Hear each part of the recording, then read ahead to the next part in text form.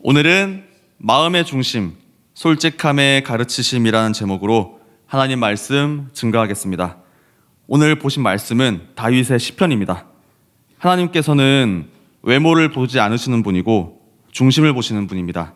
그 중심을 보신 하나님께서 다윗에 대하여 하시는 말씀이 있죠. 내 마음에 딱 든다. 내 뜻을 이루는데 잘 쓰임 받을 것이다.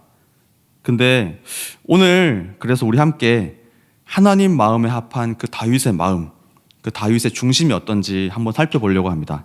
그래서 그 중심에는 주님께 보여드리는 내 모습 그대로의 솔직한 마음이 있고요. 하나님의 가르치심, 인도하심이 있습니다. 한번 차례대로 살펴보겠습니다.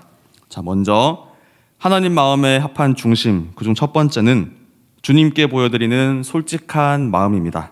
1절 다 같이 읽어보겠습니다. 시작. 여호와여 나의 영혼이 주를 우러러 보나이다. 여기 1절에 나온 나의 영혼이 주를 우러러 보나이다 라는 구절은 NIV나 킹제임스 버전에서는 I lift up my soul 이라고 번역되어 있습니다. 영혼을 들어 올려드린다. 이게 어떤 의미일까요? 이어지는 2절과 3절 그리고 후반부를 보시면 부끄럽고 원수들이 이길 것 같고 외롭고 괴롭고 마음에 근심이 많고 고난의 한복판이고 곤고하고 원수들의 수도 많고 미워하기도 된통 미워하나 봅니다. 1절 뒤에는 앞뒤로 이렇게 고난으로 둘러싸여 있는 모습입니다. I lift up my soul. 영혼은 마음이라고도 하죠. 내 마음을 하나님께 올려드립니다. 하나님, 이것 보십시오. 제 마음이 이렇게 엉망진창입니다. 이 땅에서 얻어 터지고 깨어지고 두렵고 불안한 내 마음 좀 봐주세요 하고 솔직한 마음을 그대로 보여드리는 것 같습니다. 있는 내 모습 그대로를 하나님께 솔직하게 진실되게 올려드리는 것, 진실된 마음이 첫 번째로 살펴본 하나님의 마음에 합한 다윗의 중심입니다. 그런데 하나님을 바라봅니다 라고 하면서 내 마음을 꽁꽁 싸매두고 숨겨두면 어떨까요? 하나님의 말씀을 읽다 보면 내가 평소에 생각하던 것과 하나님의 뜻이 다른 부분을 마주할 때가 오죠. 하나님, 저는 말씀대로 살기는 좀 힘들겠습니다. 요즘 시대가 어떤 시대인데요. 그러니 제 마음은 꽁꽁 숨겨두고 그냥 안 보여드릴래요. 이러면 뭔가 아주 먼 길을 돌아갈 것 같지 않습니까? 그래서 저희 다윗처럼 지금 이렇게 나의 마음을 솔직하게 이렇게 두 손으로 하나님께 올려드리는 것, 이게 하나님의 뜻이 다 이루어지며 하나님께 잘 쓰임 받았던 다윗의 첫 번째 중심입니다. 두 번째, 하나님께 솔직하게 마음을 올려드리고 나서 다윗은 하나님의 가르침을 구합니다. 이게 의미하는 바가 뭘까요? 내 마음에 하나님의 말씀이 쑥 들어오게 하는 것 같습니다. 말씀이 살아서 역사하게 저 좀 가르쳐 주세요. 돌 같은 내 마음에 하나님의 말씀이 딱 새겨지는, 다시는 안 까먹고 하나님께서 주신 말씀을 기준으로 말씀대로 살기를 원합니다. 한마디로 하나님께서 인도해 주시는 길 쫓아가겠습니다. 말씀 함께 보시겠습니다. 시편 25편 4절 말씀입니다. 자, 시작. 여호와여 주의 도를 내게 보이시고 주의 길을 내게 가르치소서. 뒤에 이어지는 본문은 진리, 교훈 등 하나님의 가르침을 구하는 내용입니다. 하나님의 말씀이 우리를 인도할 때 가장 중요한 가르침 두 가지가 뭘까요? 죄와 구원인 것 같습니다. 하나님의 말씀은 기준이죠. 가르쳐 주시는 말씀들을 하나 둘 마음에 새기다 보면 저희가 깨닫게 되는 건 죄입니다. 내가 죄인이구나. 실제로 하나님의 영광을 본 이사야는 이런 말을 하죠.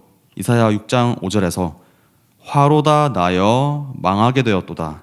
나는 입술이 부정한 사람이요 나는 입술이 부정한 백성 중에 거주하면서 만군의 여호와이신 왕을 배웠음이로다 하였더라. 절실하게 깨닫는 것은 내가 잘나서 하나님이 택하여 높여주시는 게 아니구나. 오로지 하나님의 은혜에 의한 거구나. 하나님의 선하심과 인자하심에 의지하여 죄사함을 받는 것이구나. 이사야도 하나님 앞에서 죄인임을 고백했을 뿐인데 하나님 그 스랍들이 와서 숯불을 입에 찢어서 죄사함을 받죠. 다윗도 마찬가지입니다. 하나님의 말씀과 인도하심을 통해 죄를 깨닫습니다. 시편 25편의 7절에 보면 여호와여 내 젊은 시절의 죄와 허물을 기억하지 마시고 8절에 보면 그의 도로 죄인들을 교훈하시리로다. 11절에 보면 여호와여 나의 죄악이 크오니. 그리고 구원의 하나님을 기다립니다. 하나님의 긍휼하심과 인자하심, 선하심, 정직하심, 주의 이름에 의지합니다. 죄사함은 오로지 하나님만으로 말미암는다는 것을 다윗은 깨닫습니다. 말씀 한번 같이 볼까요? 25편 5절입니다. 5절 말씀 같이 읽겠습니다. 시작.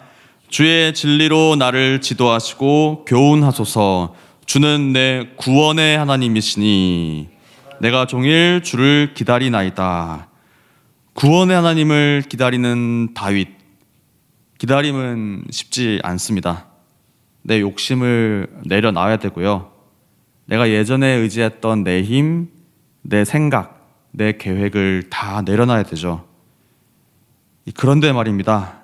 이 기다림의 시간 동안 놀라운 하나님의 역사하심이 있습니다. 이 사방의 원수고 고난이고 이런 것 같은데 하나님의 구원이 멀리 있는 것 같아 보여요. 근데 그게 아니라 이 과정 자체가 구원의 길이었음을 깨닫는 겁니다. 하나님이 말씀으로 가르치셔서 죄인이 온유한 자로 변화됩니다. 큰 죄악을 안고 있는 사람이 하나님을 경외하는 자가 됩니다. 그리고 구원의 약속까지 보여주시죠. 조금 더 자세히 한번 살펴보겠습니다. 보면 우선 9절에 보면 온유한 자를 정의로 지도하신다라는 부분이 나옵니다. 온유한 사람, 온화하고 부드럽다는 의미죠. 이 따뜻하고 영접 잘하고 매몰차게 거절도 안 해요. 어지간해선 화도 내지 않죠. 근데 이런 분이 스스로 정의를 세울 수 있을까요? 이 세상에 이런 말이 있죠. 아싸, 호구 잡았다. 이 3절에 나온 까닭없이 속이는 자들에게 온유한 자는 딱 호구 잡히기 좋은 것 같습니다. 그런데 이때 하나님께서 지도하시고 가르치신다고 합니다. 성경에 좋은 예가 있는데 모세 이야기가 딱인 것 같습니다. 민수기 12장 3절에 보면 이 사람 모세는 온유함이 지면의 모든 사람보다 더하더라. 모세의 온유함이 지면의 모든 사람보다 더했다고 합니다. 이스라엘 방백들이 모세에게 덤벼들 때 모세는 하나님께 엎드립니다. 정의는 누군가가 덤벼들 때 내가 맞서 싸우면서 세워지는 게 아닌 것 같습니다. 하나님께서 세워주시는 거죠. 그래서 원수 갚는 것은 하나님께 있다고 하죠. 이 로마서 12장 19절 보시면 내 사랑하는 자들아 너희가 친히 원수를 갚지 말고 하나님의 진노하심에 맡기라. 기록되었으되 원수 갚는 것이 내게 있으니 내가 갚으리라 하고 주께서 말씀하시니라. 아멘. 아하, 하나님이 하시는구나. 온유함으로 우리 공동체를 하나님이 아름답게 하나 되게 하시겠구나. 이 온유함은 우리 이웃과의 관계에서 하나님께서 아주 기뻐하시는 성품입니다. 우리 보시면 갈라디아서에 성령의 9가지 열매, 8번째 열매가 온유죠. 그래서 이 이웃과의 관계에서 아주 이제 우리가 이웃 사랑할 때 중요한 속성이 또 온유함인 것 같습니다. 이웃과의 관계를 살펴봤으니 다음은 하나님의 관계겠죠. 저희 12절부터 14절 보시면 여호와를 경외하는 자에 대한 말씀이 나옵니다. 여호와를 경외하는 자, 경외하는 자에게 하나님이 길을 가르쳐 주신다고 합니다. 경외하는 자들이 하나님과 친해진다. 하나님의 언약을 보여주신다고 하시네요. 죄인이었던 사람이 하나님을 경외하는 자로 변화되는 것이 이 구원의 언약을 보여주신다는 것까지 연결되는 겁니다. 그래서 하나님을 배웠을 때 모세는 경외함으로 이렇게 신을 벗고 눈을 가렸고, 이사야는 경외함으로 화로다 나여 죽게 되었도다 죄인임을 고백했고, 예레미야는 경외함으로 온갖 핍박을 당하면서도 하나님의 말씀에 순종했습니다. 시편 25편에서도 다윗도 마찬가지로 고백하고 있습니다. 하나님을 경외함으로 말씀으로 인도함을 받고 약속하신 구원의 길을 믿음으로 걷는 겁니다. 하나님을 경외함, 이 태도의 변화는 하나님을 대단히 기쁘시게 하는 것 같죠. 하나님 당신을 경외하는 자들과 친하게 지내신다, 구원의 약속도 보여주시고, 이 14절에 하나님께서 언약을 보여주신다고 하죠. 근데 이제 이 뒤에 이어 나오는 내용들을 보면 15절에서 22절을 보시면 다윗의 시선이 다시 고난으로 돌아오는 것 같습니다. 이 보여주신 언약으로 인해서 하나님을 향한 시선이 고난으로, 이게 제가 살짝 이제 그 묵상을 하면서 좀 이 고민이 되더라고요. 어쩌면 다윗은 15절과 22절 사이에 십자가로 고난받는 예수님을 본 게 아닐까. 22절에 보면 하나님이여 이스라엘을 모든 환난에서 속량하소서라고 간구합니다. 이 다윗의 개인 기도로 시작한 이 본문이 어느새 민족 전체의 구원으로 이어지는 거죠. 그래서 15절 보시면 예수님을 십자가에 달기 위한 음흉한 간계를 그물처럼 쳐둔 유대 제사장들, 16절 보시면 십자가에 달리실 때 제자들은 뿔뿔이 흩어지고 십자가에 홀로 외롭게 괴롭게 돌아가셨죠. 17절 보시면 피 같은 땀을 흘리시며 아버지여 이 잔을 내게서 옮기시옵소서 마음에 무거운 근심으로 기도하셨죠. 18절 이사야서에서 나오죠. 찔리고 상하고 징계받고 채찍 맞는 게 다 우리의 죄악 때문이었죠. 그 받으신 곤고와 환난으로 우리 대신 짊어지신 모든 죄를 사하셨습니다. 19절 예수님을 둘러싸고 욕하고 침뱉고 때리는 수많은 원수들, 빌라도 법정에서 온 유대인들이 십자가에 못 박으라고 소리칩니다. 21절 하지만 이 모든 것은 하나님의 성실하신 일하심이었고 예전에 미리 말씀하신 대로 정직하게 그 약속을 모두 지키신 것이었죠. 그래서 십자가에 달리셔서 우리 죄를 대속하신 예수님, 이 구원자 예수님을 다윗이 이때 미리 본 게 아닐까라고 이제 제가 이 묵상을 해봤습니다. 이제 저희 말씀 마무리하겠습니다. 하나님 마음에 합한 자 다윗, 그 마음의 중심을 오늘 함께 살펴봤습니다. 시편 25편의 시작, 나의 영혼이 주를 우러러 보나이다. I lift up my soul. 고난 가운데에서 깨진 마음을 솔직하게 올려드렸습니다.